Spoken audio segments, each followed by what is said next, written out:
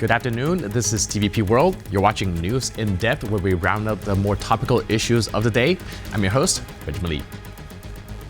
Poland's two dominant parties presented sharply opposing visions for the country last weekend.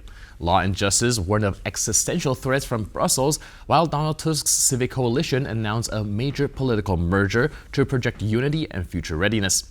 Joining us today on TVP World to unpack the political signals and what they mean for Poland's direction is Stuart Dowell, political editor at TVP World with deep insight into Polish party dynamics as well as public sentiment.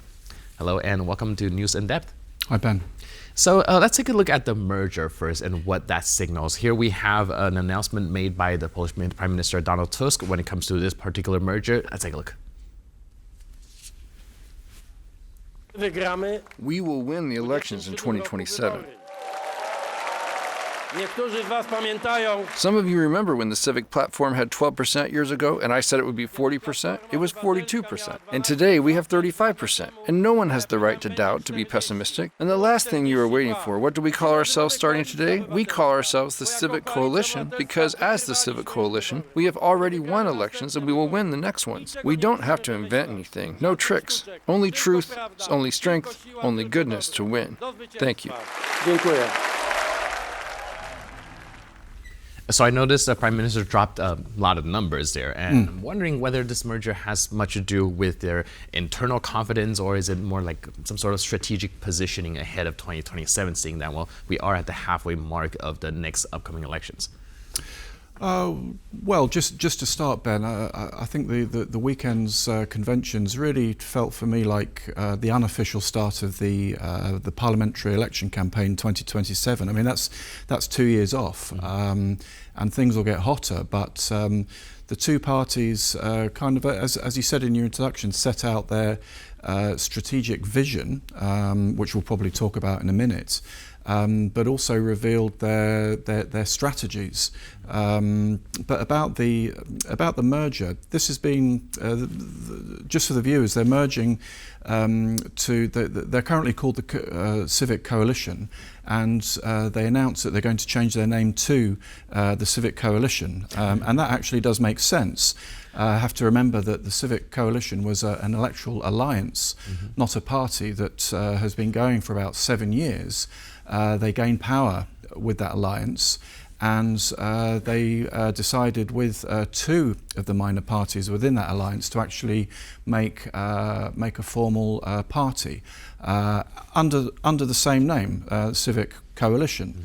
The reason they did that, from one side, it looks like kind of a logical internal housekeeping. The two parties involved are very small. There's the modern or Nowoczesna party, which is a kind of centre-right, pro-market, pro-business liberal party, and the Initiative for Poland, which is a centre-left party. And they've really got no chance of existing on their own. So better for everyone that they join together. And in politics, unity is always valued by the voters. So that's the payoff that they're hoping to get.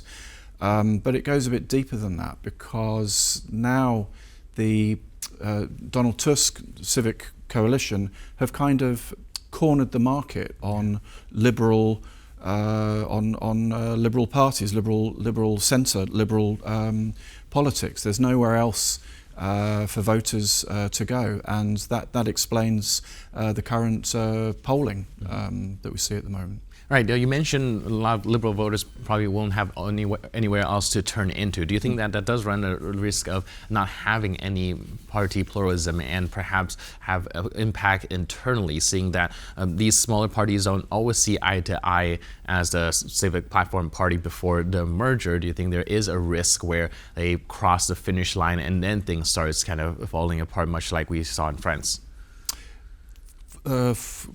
The parties cross the finish line and then things starting to fall apart due to internal disagreements and how to run the coalition government.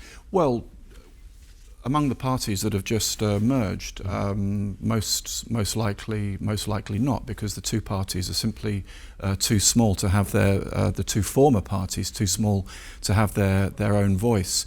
If you look at the governing coalition wider, Also the parties that make it up on both the left wing and the right wing. Currently, definitely on the right wing, Szymon Hołownia's Poland 2050 and the Agrarian Peasants, the PSL, are both polling under the parliamentary threshold of 5%. So running by themselves, they simply won't get in. They're looking into the eye of electoral oblivion. Mm-hmm. It's worse than that because they're polling in some polls between 1% and 3%, which is below the threshold to even receive funding to keep going as a political party. So the leverage that they have with Donald Tusk is almost zero. Right. So during the last parliamentary election, we saw that some of these smaller parties had to play the role of kingmaker, thus giving them, I would say, outsized power compared to how many votes they have gotten. Do you think that this will no longer be the case going forward because of this move? Can we see a different dynamic when it comes to the parliamentary election the next time around? Yeah, because let's take those parties on the right again. In order to survive, they have to make some radical decisions. With Poland 2050, it's almost certain that they'll be invited to join the list, the parliamentary, the electoral lists under the proportional representation system of the Civic Coalition. It means an electoral alliance. So within that alliance, they're not an independent party, really. The Agrarian Peasants, their leader, Władysław Kosiniak-Kamysz, said a couple of days ago that it's an independent party and they intend to fight the election as an independent party. But he kind of has to say that at the moment. We're 2 years away from the elections, and he'll be spending that time as the leader trying to think how to differentiate his party from his coalition government partners. We'll see how that plays out. If it doesn't, he'll be closer to the time. He as well may want to take his party into an electoral alliance with Donald Tusk. Right, so like I say, there's still some time to see how things develop, and it could go many different ways. And at the same time, I would like to also go into the party platforms that they are campaigning on. And I think one of the biggest rift right now is their stance and their view towards the European Union. Now we have a statement from the opposition leader of Law and Justice Party, Jarosław Kaczyński, who made this statement, and let's take a look. These are crises concerning the future of our state, its existence or non-existence. These are all the plans of the European Union, or more precisely, the plans of Brussels and Berlin, to force a change in the political situation in Europe, a change in the legal, one might say, constitutional landscape in most of the bloc except for 2 countries, that is Germany and France, maybe some others, with the rest ceasing to exist, or at least ceasing to exist to a very high degree, stripping them of their sovereignty. And we have to talk about this here, because this awareness should be growing in our country.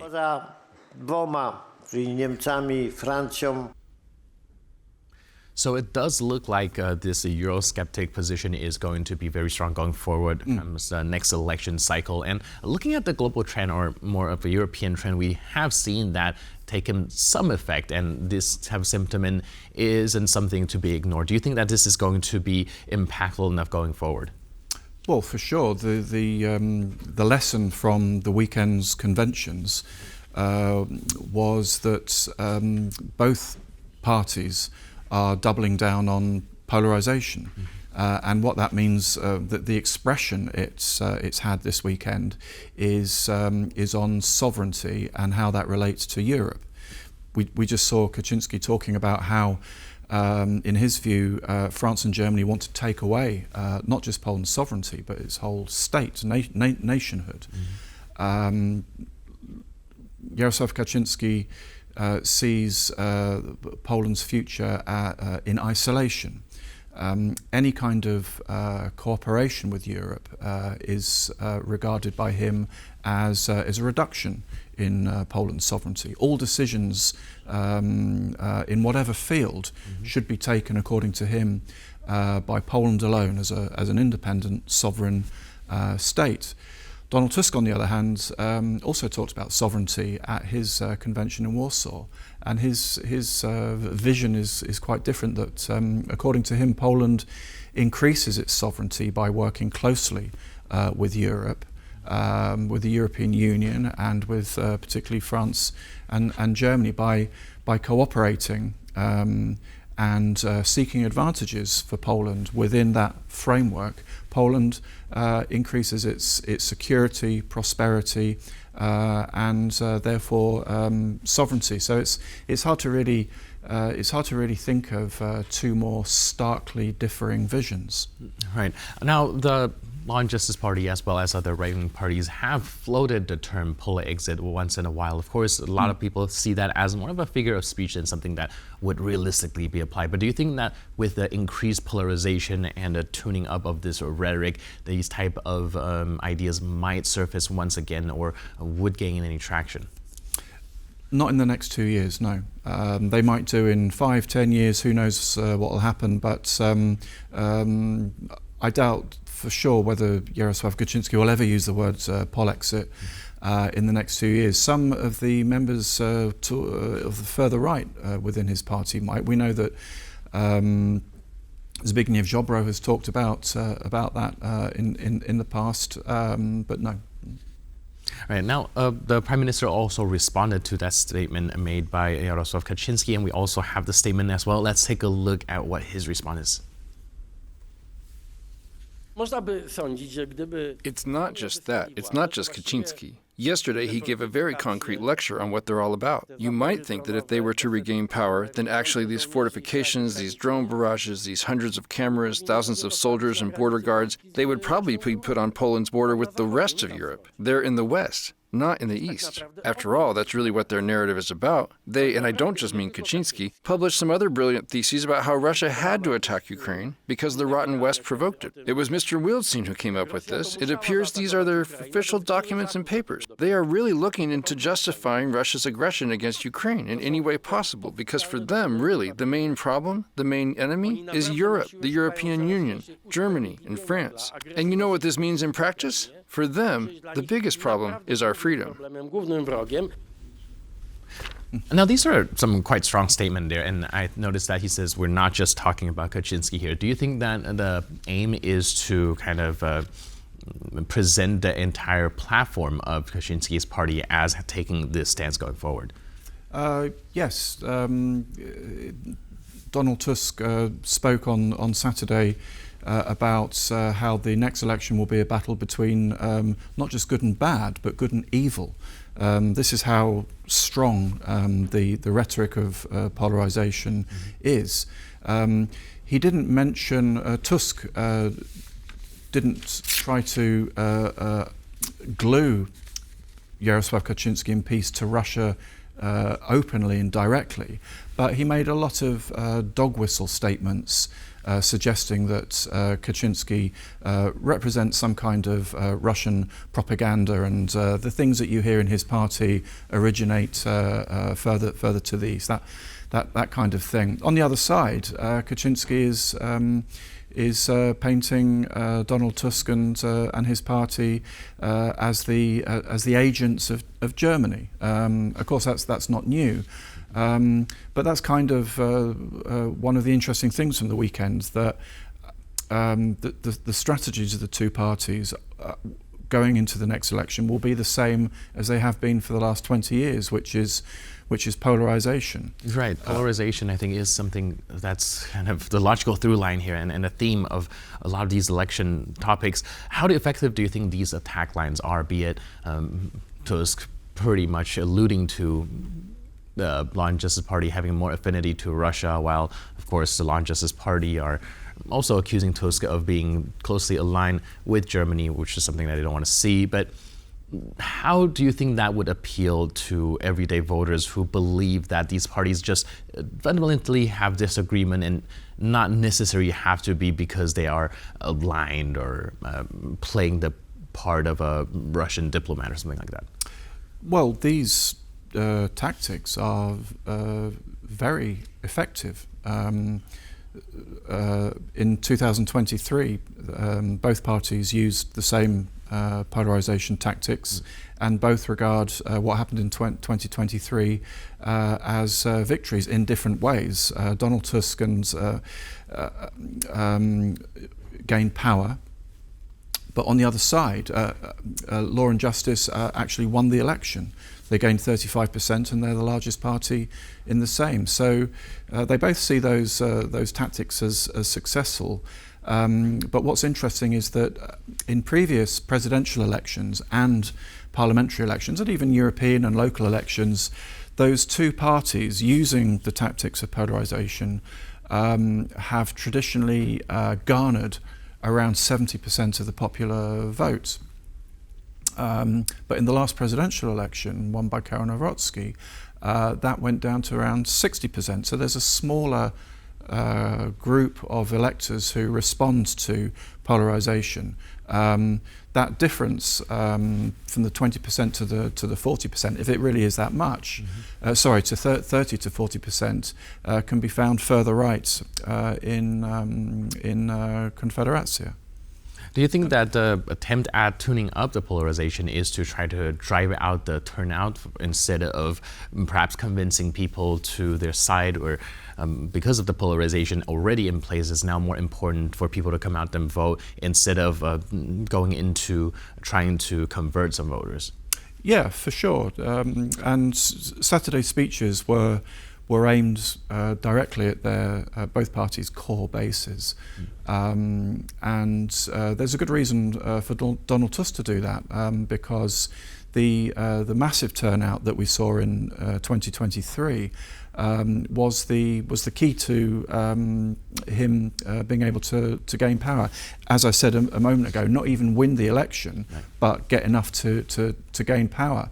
What happened in the presidential election was that those additional voters who turned out stayed at home, didn't vote for Rafał Trzaskowski, and we saw that the difference between him and Nawrocki in the second round was very, very minimal, that was the difference. So doubling down.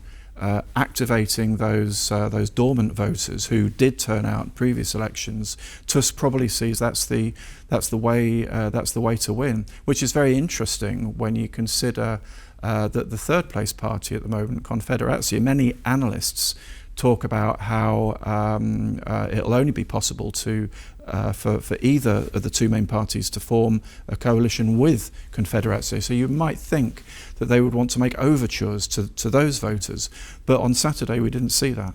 So there's definitely still a lot of political calculus that they need to figure out, and of course the election is only on the halfway point, and we'll see how it develops. In the meantime, thank you so much for your input and insight. Really appreciate it. Welcome. Cheers. And thank you for tuning into this edition of News in Depth. But for more news, update, and commentary, please stay tuned to TVP World.